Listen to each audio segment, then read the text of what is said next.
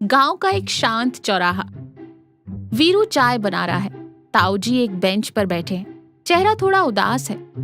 सोमू अपना पीला mini truck साफ कर रहा है। ताऊजी निराश स्वर में कहते हैं, अरे वीरू, क्या फायदा तेरी इस चाय का।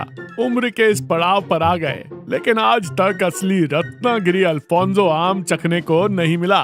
हमारे इस गांव की किस्मत में वही खट्टे मीठे देसी आम ही लिखे हैं।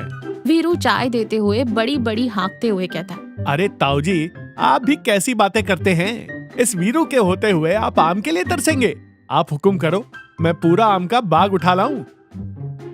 तभी लता वहाँ टिफिन लेकर आती है और वीरू की बात सुन लेती है। वो ताना मारकर कहती है, हाँ हाँ, बाग तो तुम ऐसे उठा लाओगे जैसे तुम्हारे पिताजी की जागीर हो। पहले पिछले महीने का परचून वाले का उधार चुका दो, फिर बाग उठा लाना। सोमू हंसते हुए कहता है, भाभी जी ने सही कहा वीरू, तू लंबी लंबी छोड़ता बहुत है। तुम दोनों मुझे हल्के में ले रहे हो। ताऊजी, आप परसों रात मेरे घर दावत में आइएगा। आपको ऐसा आम खिलाऊंगा कि आप छिलके भी तिजोरी में संभाल कर रखेंगे। ये वीरू का वादा है। चल देखते हैं तेरी दावत। वीरू सोमू के ट्रक में बैठा है और उसे अपना प्लान समझा रहा है। सोमू के पसीने छूट रहे हैं। वो हकलाते हुए कहता है, तू पागल हो गया है। मालगाड़ी से आम की पेटी उड़ाएंगे? भाई, मुझे पुलिस से बहुत डर लगता है। मेरा ये पीला ट्रक नीला पड़ जाएगा जेल की हवा खाकर। वीरू समझाते हुए कहता है, अरे डरपोक, मेरी बात सुन। रेलवे सिग्नल वाले जग्गू भैया ने बताया है कि शहर जाने वाली एक्सपोर्ट क्वालिटी आमों की मालगाड़ी रात को अपने गांव के बाहरी ढलान वाले सिग्नल पर 10 मिनट रुकती है। उन डब्बों पर बड़ा ताला लगा होता है। मेरे पास एक मजबूत लोहे की रॉड है, उससे ताला तोड़कर दरवाजा खोल लेंगे। अपन को पूरा डिब्बा थोड़े ही लूटना है, बस 3-4 टोकरियां खिसकानी है। ताऊजी को दावत भी दे देंगे और लता का मुंह भी बंद हो जाएगा। पर वो ढलान बहुत पथरीली है वीरू, और पीछे हाईवे का फ्लाईओवर भी है। वही तो फायदा है। फ्लाईओवर की पीली लाइट और ट्रेन की लाइट में हम अपना पीला ट्रक नीचे खड़ा करेंगे, किसी को शक भी नहीं होगा। और ये है कहानी का सबसे मजेदार और रहस्यमय दृश्य। रात का समय है, चांदनी रात और ट्रेन की गर्म पीली रोशनी। एक मालगाड़ी सिग्नल पर खड़ी है। वीरू डिब्बे के पास पहुंचकर अपनी लोहे की रॉड से एक ही झटके में ताला तोड़कर दरवाजा खोल देता है। अंदर आम की टोकरियां हैं। सोमू नीचे ढलान पर खड़ा है। नीचे सड़क पर सोमू का पीला ट्रक भी है। वीरू फुसफुसाते हुए कहता है, सोमू, दरवाजा खोल दिया है, कैच कर और ध्यान से। ये आम है, कोई बम नहीं जो फट जाएंगे। सोमू हाथ बढ़ाते हुए घबराहट में कहता है, भाई जल्दी कर, मेरा पैर ढलान के पत्थरों पर फिसल रहा है। मुझे ऐसा लग रहा है जैसे मैं आम नहीं, अपनी मौत का सामान पकड़ रहा हूँ। वीरू अंदर से एक टोकरी नीचे सोमू को पकड़ाता है। दोनों संतुलन बनाने की कोशिश कर रहे हैं। अरे सीधे पकड़ना, अगर एक भी आम नीचे गिरा तो मैं तुझे इसी ढलान से लुढ़का दूंगा। सोमू टोकरी ट्रक में रखते हुए कहता है, हो गया भाई, बस 3 टोकरियां बहुत हैं। अब नीचे आ जा, ट्रेन ने हॉर्न मार दिया है। वीरू फिसलते हुए ढलान से नीचे आता है।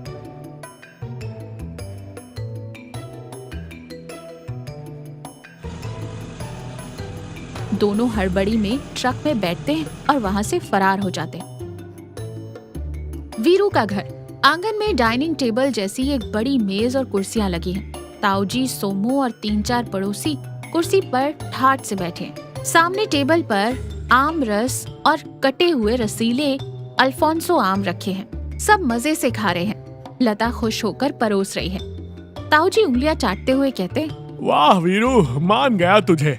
ऐसा आम तो मैंने जिंदगी में नहीं खाया, जैसे मुंह में जाते ही घुल गया। सच बता, कहाँ से लाया? वीरू सीना चौड़ा करते हुए कहता, अरे ताऊजी, आपका बेटा हूँ। शहर की बड़ी मंडी गया था, वहाँ के सबसे बड़े व्यापारी से स्पेशल कह कर लाया हूँ। आप बस कुर्सियों पर ठाट से बैठकर खाइए। सोमू आम खाते हुए नर्वस स्माइल दे रहा है। तभी लता वीरू को प्यार से देखते हुए कहती है, आज पहली बार तुमने कोई ढंग का काम किया है। मुझे तुम पर बहुत गर्व हो रहा है। वीरू ये सुनकर अंदर से थोड़ा गिल्टी महसूस करता है, लेकिन मुस्कुरा देता है। दावत खत्म होने के बाद लता रसोई में खाली टोकरियां समेट रही है। अचानक उसकी नजर टोकरी पर चिपके एक पक्के रेलवे टैग पर पड़ती है। उस टैग के पास ही टूटा हुआ एक छोटा लोहे का टुकड़ा भी उसे दिखता है। लता उस पर्ची को ध्यान से पढ़ती है। उस पर लिखा है western railway goods premium export not for retail cell.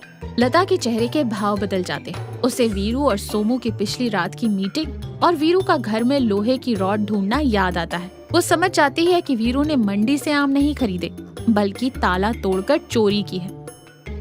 Veeru बिस्तर पर चैन से सोने की कोशिश कर रहा है। तभी लता कमरे में आती है। उसके हाथ में वो रेलवे का टैग है। वो गुस्से में नहीं है बल्कि उसकी आंखों में गहरी निराशा है। वो शांत आवाज में वीरू से कहती है कि रेलवे की पर्ची मंडी के आमों पर कैसे आ गई वीरू?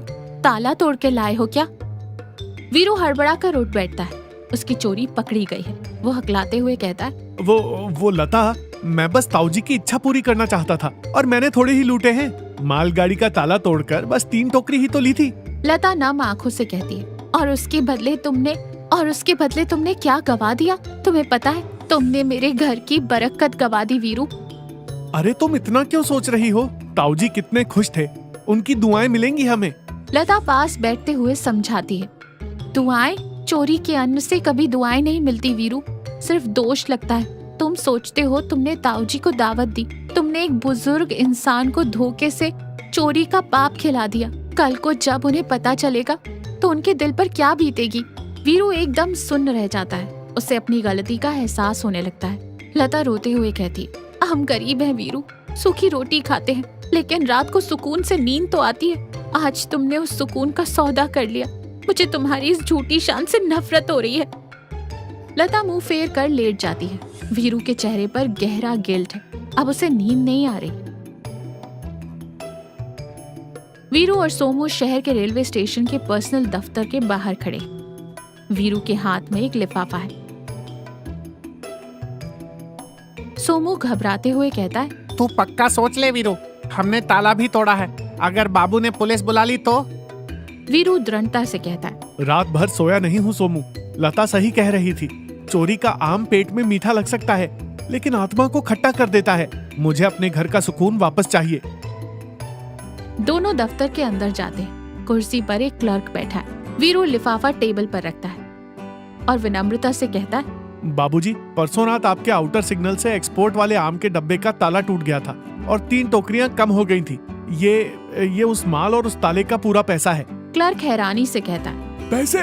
पर तुम कौन हो और तुम्हें कैसे पता?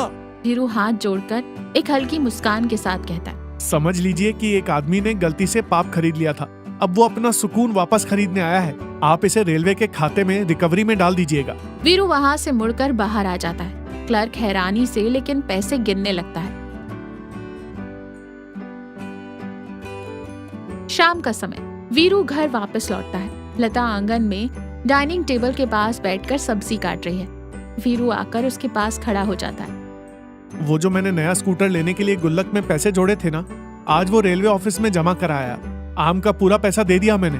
लता सब्जी काटना छोड़कर वीरू की तरफ देखती है। उसकी आंखों में अब शिकायत नहीं बल्कि गर्व और प्यार है। वो मुस्कुराते हुए कहती है तो अब स्कूटर कैसे आएगा?